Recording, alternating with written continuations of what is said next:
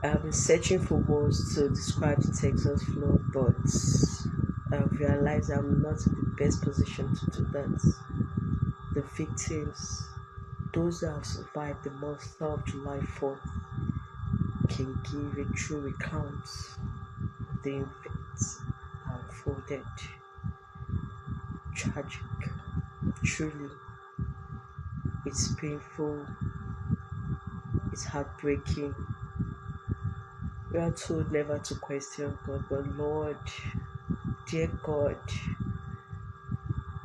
should give us signs, a warning intervention, ways to avert such painful experiences. My heart goes out to the families, those missing girls, singing songs, having fun, socializing.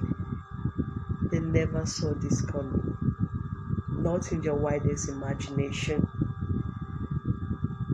They never saw this tragic moment coming upon them in the middle of the night. Please console these families, give them hope.